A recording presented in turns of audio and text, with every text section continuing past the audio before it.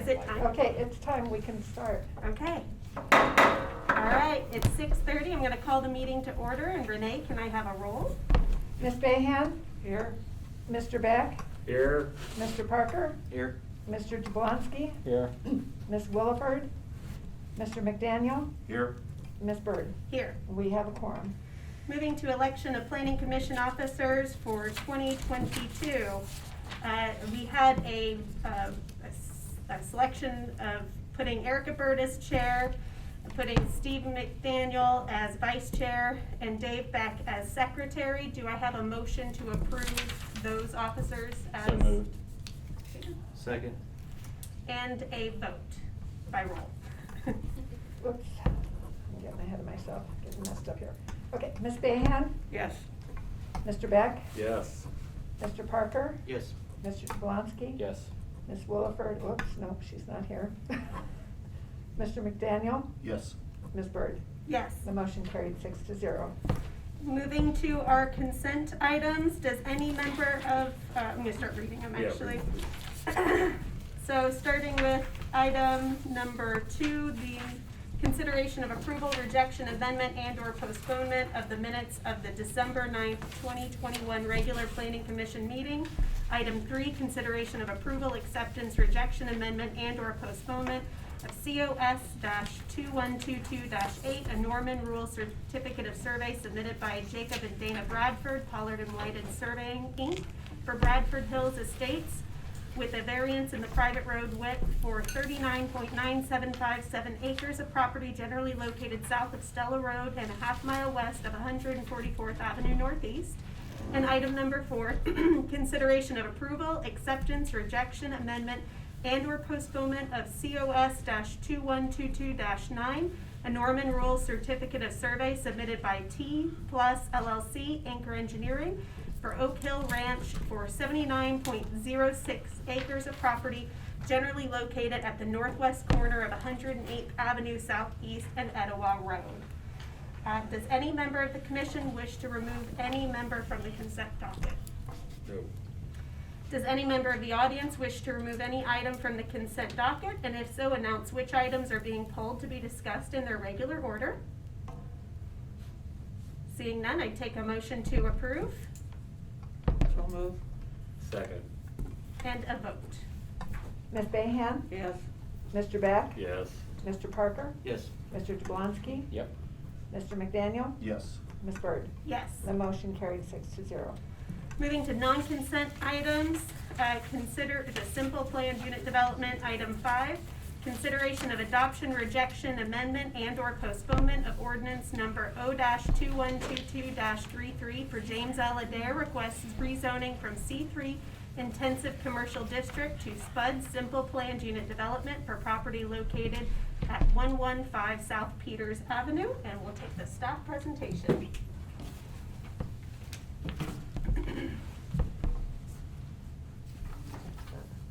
This one right here. No, the roller moves it. The roll. Oh, go the other way. Well, maybe. I think a button got clicked and so it. Yeah, I Oh. think so. Oh, there it goes. There we go. You got it? Yes, I got it. Okay, I got it. sorry.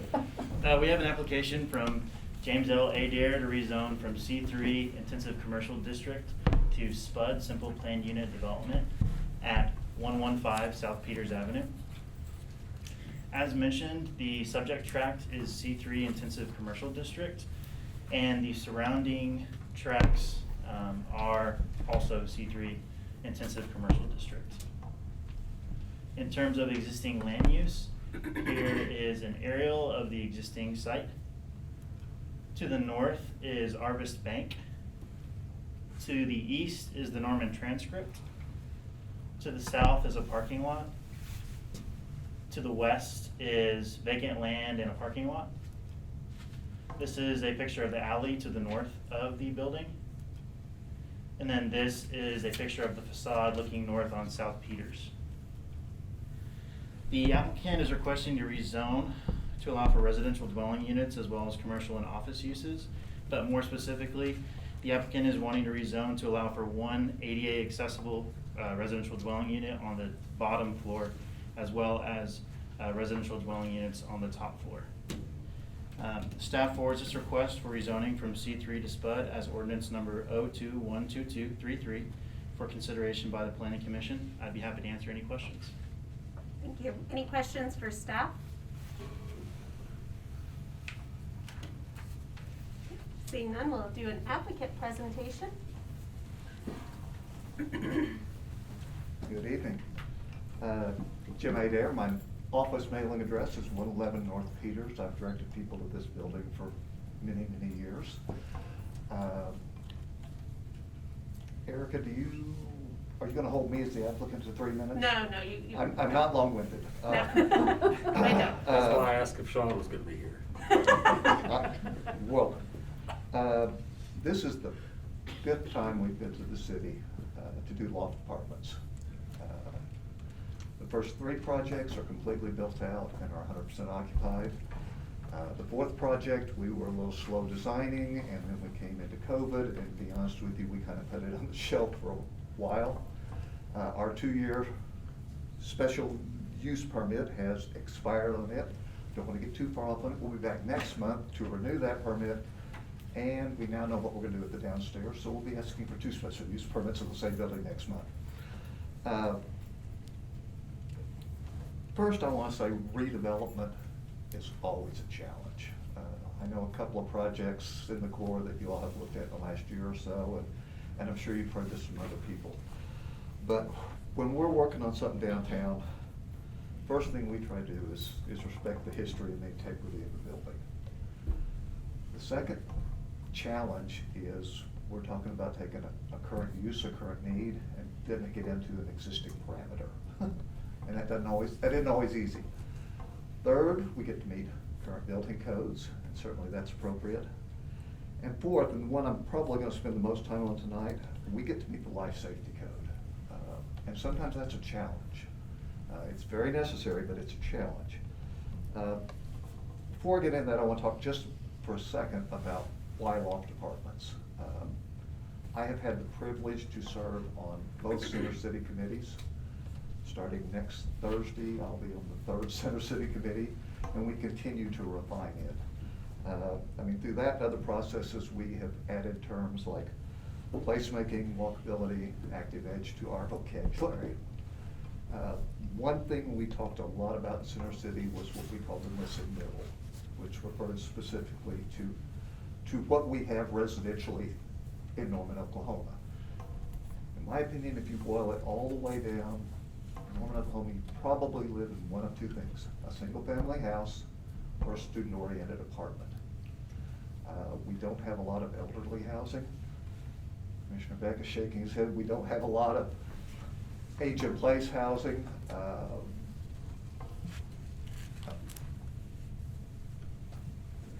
We also don't have a lot of young professional housing.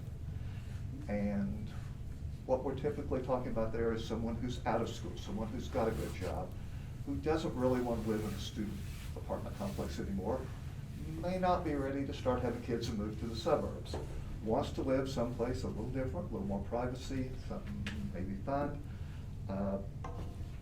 We think this is our target market. To be honest with you, the other part of it is the first 3 times we did loft apartments were on buildings that we owned already, and the upstairs had not been occupied for any use for at least 60 years. We were looking for something to do. Literally, the first 3 projects all had knob and tube wiring, which became outdated in the mid-30s. Loft apartments have been a good solution. They're popular. They work. We recently had the opportunity to buy a couple of additional properties downtown and reinvest down there. This building's the one we wanted. We knew the building well enough to know physically if it would accommodate loft apartments. Time somebody will go, why don't you buy such and so building and do loft apartments there? And the answer frequently is, well, it's got a nice office completion upstairs, and unless I'm on HGTV, I can't pay for that office completion and throw it away. This building had its last major renovation in 1973. It is not in great shape. It needed a lot of TLC. If we were adding this to our office portfolio, we would not be proud of it. So we really thought it fit this. As we started designing it, or looking at it, and we're not waiting for the design yet, we realized immediately we'd like to do at least 4, hopefully 5 units upstairs. When we do more than 3 units, we pick up an ADA requirement. We have no objections to ADA, we're delighted to do it. But in one manner or another, I've spent the last 50 years as part of the management of a 6-story office building. I wanted to make sure I got my story right, so 2 or 3 weeks ago I talked to the fire marshal. When there's a fire in a multi-story building, one of the first things the fire department does when they come in is they go to a keyed control that changes the controls on the elevator. You get on that elevator at that point, it will only come to the ground floor and it stays there. I have no criticism of that. I certainly don't have a better way to do it. But looking at residential property, if we have a handicapped person dependent upon a wheelchair on the 2nd floor, I'm worried about them being the first one to get to an elevator. So we started looking for a better solution. In all honesty, our architect, Councilman Peacock, who will have to accuse himself when we get to council, is the one that came up with this answer. And said, instead of, as we have in the past, using the zoning code that permits residential above commercial, we've now added a new option. We went SPUD, and specifically so we could do the ADA apartment on the ground floor and not be dependent upon an elevator.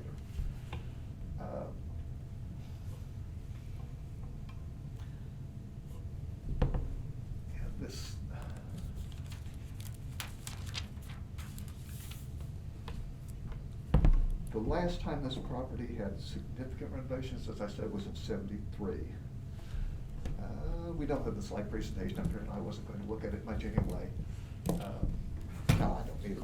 It's just, it covers kind of the basics that you would expect. Functionally, we're covering 100% of the lot.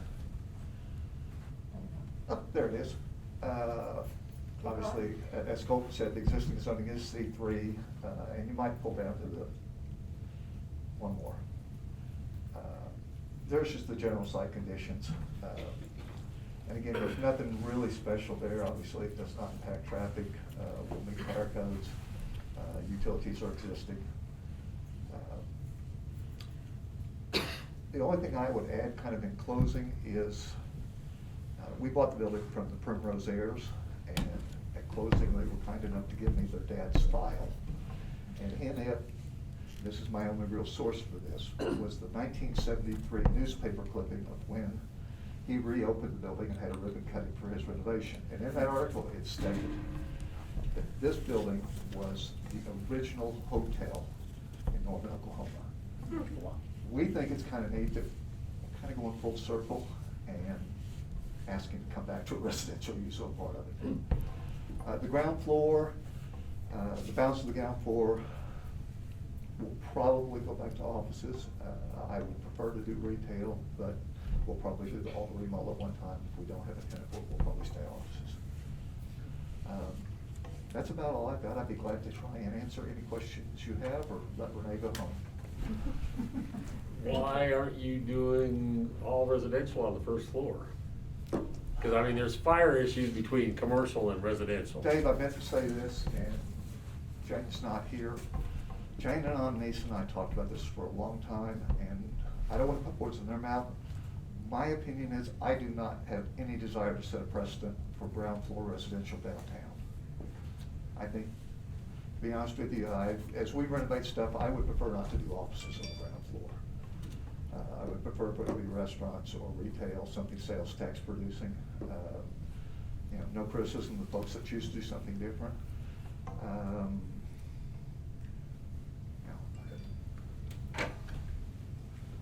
If you just said that to me a month ago, we might have done something different, but no. Well, you didn't ask me a month ago. No, it seems We felt like kind we of were odd. asking It for just something seems kind of special, odd, you doing know? one unit on the ground floor Yeah. here. And yeah, I this is- understand, and I really appreciate that you're doing an accessible unit down there, but if you're talking about missing middle, I think of an apartment building. And yeah, I always go back to Chicago, because there's all kinds of mixed-use neighborhoods where there's residential, and then something commercial. And I'm not sure why you're reluctant to do ground floor residential on Main Street. There's nothing that's ever said you have to do all commercial, other than the economics. But My personal preference. But, you know, if you're doing, you know,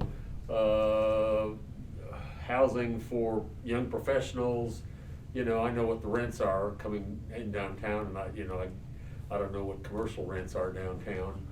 But I think if it was done right and they were really nice residential and it was against a private deal, you could get some pretty good rents for it, and then do all accessible units downstairs. Let's go tell Mr. Jane and Vista about it.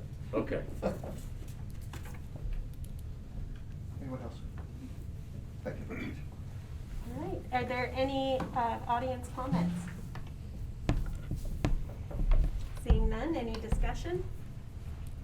I've already had my discussion. Jim might disagree with me, but probably I would guess rents would be about $18 to $22 a square foot, depending on the finish. Well, I do know above scratch. Maybe 24 if it was nice. Yeah, above scratch, they have 3 apartments, and I guess they're like 1,400 square feet apiece. And they get $1,800, I don't know if they're up to $2,000 a month on the 2 of them. Now, they do Airbnb on the 3rd one, and are making a lot on Airbnb. Yeah, I just, you know, you're doing an innovative project, just carry it all the way through. Any other discussion? Okay, seeing none, I would take a motion to approve So moved. Second. and a vote. Ms. Bohan? Yes. Mr. Beck? Yes. Mr. Parker? Yes. Mr. Jablonski? Yes. Mr. McDaniel? Yes. Ms. Byrd? Yes. The motion carried 6-0. Moving to miscellaneous discussion, does staff have any information for the commission? Are we gonna be meeting here next? No, we should be back in council chambers next month. Okay. Do any commissioners have any other comments to make? Well, the only comment I'll make is the fact that I like someone doing an accessible unit. I keep yelling at Peter Petronelli, one of the developers in the form-based code area. And so, Jim, I'm glad you're venturing out to do an accessible unit for a professional to live downtown. I think that's a great idea. I also want to thank Sandy Bohan for her tenure on the planning commission. I believe she was the chair when I first came on. This is her last meeting. Thank you so much for all of the time and effort you've put in, and we will miss you and your pandemonium. Thank you. It's been 9 years and I've learned a lot and I've enjoyed it, but I think it's time to step aside and let somebody else have the fun. Well, we'll still call you when we have a question. No, I've enjoyed working with you guys. It's been a very positive experience. I especially want to thank Renee for all the help she's given me. And Jane also. Okay, any other comments from commissioners? If there's nothing else to come before the commission, then I will declare this meeting adjourned. Oh, sorry. Whoa.